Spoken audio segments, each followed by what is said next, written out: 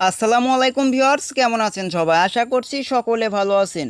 2024 সালে পাসপোর্ট করতে কি কি কাগজপত্র লাগে আজকের এই ভিডিওটির মাধ্যমে A to Z জানতে পারবেন।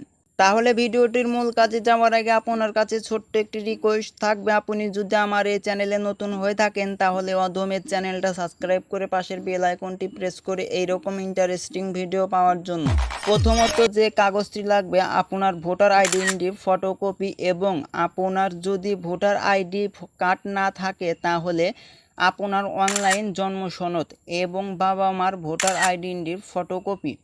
দ্বিতীয়ত যে কাগজটি লাগবে নাগরিক সনদপত্র, আপনি ইউনিয়ন পরিষদে গেলে আপনাকে দিয়ে দিবে। তৃতীয় নাম্বার যে কাগজটি লাগবে আপনার পেশার প্রমাণপত্র, এবং আপনি যদি ব্যবসায়ী হন এবং চাকরিজীবী হন তার একটি কারেন্ট লাইসেন্স দিতে হবে, অথবা আপনি যদি ছাত্র হয়ে থাকেন তার একটি সার্টিফিকেট লাগবে, অর্থাৎ আপনি পিএসসি, জিএসসি, এসএসসি, এক কথায় বলতে গেলে আপনাদের 5 পাসের সার্টিফিকেটের ফটোকপি। এবং সর্বশেষ যদি আপনি বেকার হন তাহলে আপনি বেকারত্ব একটি সার্টিফিকেট ইউনিয়ন পরিষদে গেলে আপনাকে দিয়ে দিবে। 4 নম্বরে যে কাগজটি লাগবে আপনার ঠিকানা প্রমাণপত্র, সেক্ষেত্রে আপনি বিদ্যুৎ বিলের ফটোকপি দিতে পারেন।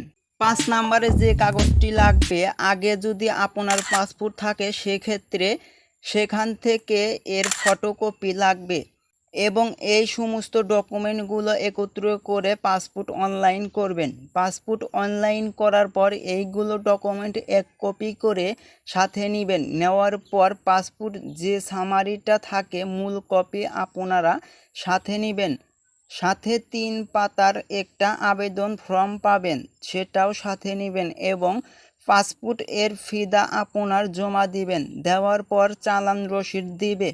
দেওয়ার পর আপনি এটার সাথে অ্যাটাচ করে নেবেন, এবং এইগুলো নিয়ে আপনি পাসপোর্ট অফিসে যাবেন, ফিঙ্গারপ্রিন্ট দিবেন, ছবি দিবেন, তারপর একটা ডেলিভারি স্লিপ দিয়ে বলবে আপনার ফোনে একটা SMS আসবে, তখন ডেলিভারি স্লিপ নিয়ে আপনি পাসপোর্ট নিয়ে আসবেন। ভিডিওটি এই পর্যন্তই শেষ। ভিডিওটি কেমন লাগলো অবশ্যই কমেন্ট করে জানাবেন।